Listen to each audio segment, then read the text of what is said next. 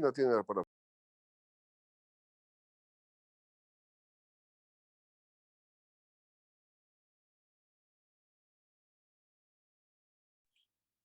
Prosiga, asambleísta.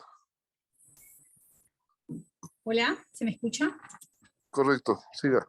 Gracias, señor presidente, colegas asambleístas. Queridos ecuatorianos, quiero empezar con una aclaración en torno a la sustanciación de pruebas de cargo y de descargo dentro de este proceso de enjuiciamiento político. En virtud del principio de congruencia como garantía del debido proceso, al interior de la Comisión de Fiscalización y Control Político se analizaron 7 hechos que la asambleísta Viviana Veloz identificó como constitutivos de incumplimiento de funciones por parte de la expresidenta del Consejo de la Judicatura, María del Carmen Maldonado, y de los vocales Murillo, Morillo y Barreno.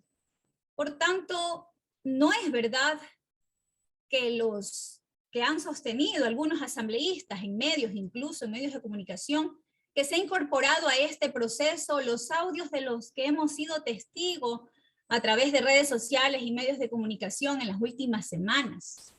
Esos audios que entre juristas tendrán que analizar la pertinencia procesal, que entre políticos los justificarán o no.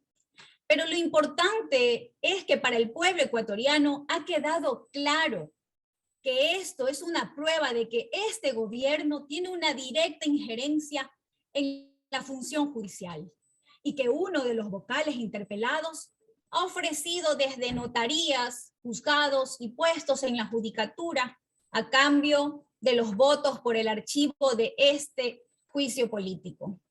Pero como les decía, estos audios no han sido parte ni objeto de análisis dentro del enjuiciamiento político, y ustedes lo han podido evidenciar al revisar el informe de posiciones que hemos remitido oportunamente. Sí queremos decir ante nuestros mandantes que nuestro voto el día de hoy va a ser apegado a derecho y que va a ser en virtud de las pruebas. Necesitamos identificar cuando menos 3 elementos claves. El primero, ¿cuál es el hecho del que tienen responsabilidad directa la expresidenta María del Carmen Maldonado y los actuales vocales de la judicatura? Me refiero a los señores Fausto Murillo Fierro, Juan José Morillo Velasco y Maribel Barreno Belín. Y la respuesta es que el primer hecho señalado por la asambleísta Viviana Veloz, la interpelante, tiene que ver con la evaluación de los jueces de la Corte Nacional de Justicia, que terminó con la destitución fuera de los periodos contemplados en la Constitución y la ley. El segundo elemento es identificar cuál es la prueba de esta aseveración. Y la respuesta es que los hoy interpelados aprobaron resoluciones números 10/2019 y 35/2019 de marzo 26 del 2019. Estas 2 resoluciones, mediante sentencia número 3719-IN21, fueron declaradas inconstitucionales por el fondo, por la Corte Constitucional del Ecuador. ¿Qué significa que hayan sido declaradas inconstitucionales? Significa que el máximo órgano de justicia constitucional ha considerado que estas resoluciones quebrantan la letra o el espíritu de nuestra Constitución. Consecuentemente, más allá de lo que aquí se pueda decir para justificar la evaluación o para quienes les quitamos el sueño, los correístas, existe una sentencia que declaró este hecho inconstitucional. Y como les decía, hay un tercer elemento. Después de identificar los hechos, las pruebas, veamos cuáles son las normas que han vulnerado.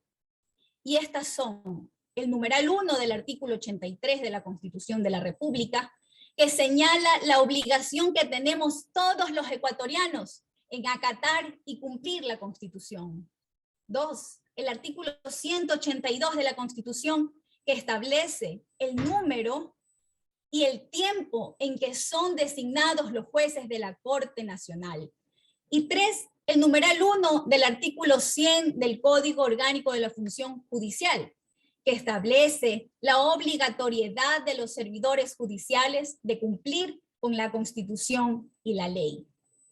Por tanto, señor presidente y colegas asambleístas, aquí no hay espacio para subjetividades. Los defensores de los hoy interpelados señalan que la evaluación fue consecuencia de un exhorto del Consejo de Participación Ciudadana y Control Social Transitorio. Ese argumento, con la sola lectura del artículo 425 de la Constitución de la República, que se refiere a la supremacía constitucional, se les cae, pues un exhorto no tiene valor jurídico superior a la Constitución. Además, un exhorto no tiene ningún efecto vinculante. Y el otro argumento es que existe un candado respecto a las resoluciones adoptadas por el transitorio en virtud de una interpretación constitucional número 219 IC19.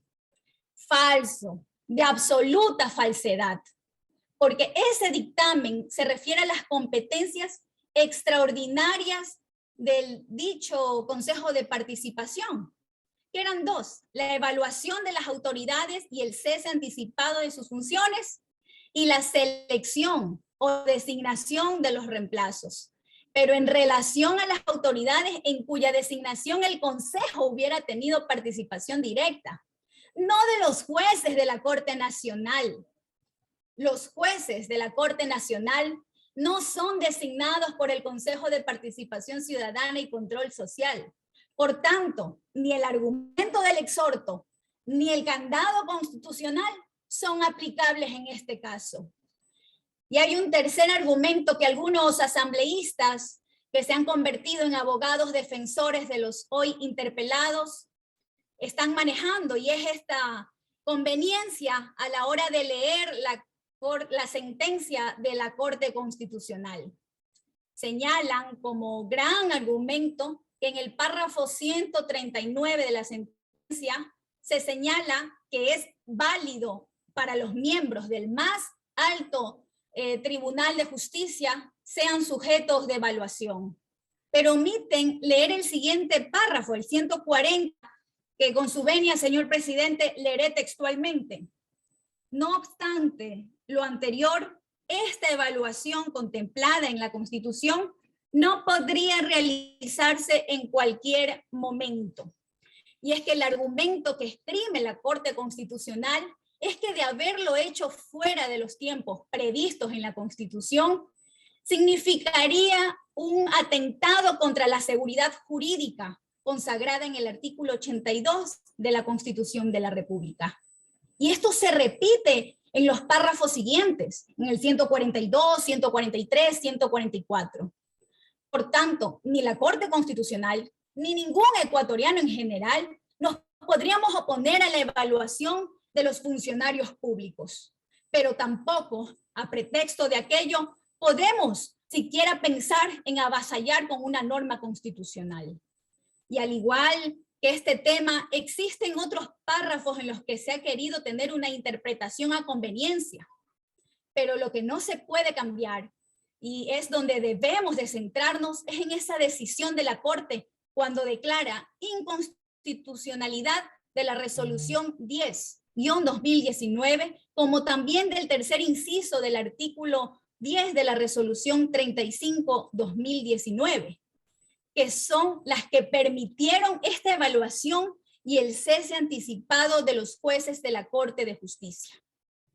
Por lo dicho, señor presidente y colegas asambleístas, se ha aprobado el incumplimiento de funciones por parte de la expresidenta del Consejo de la Judicatura, María del Carmen Maldonado, y de los vocales Murillo, Morillo y Barreno.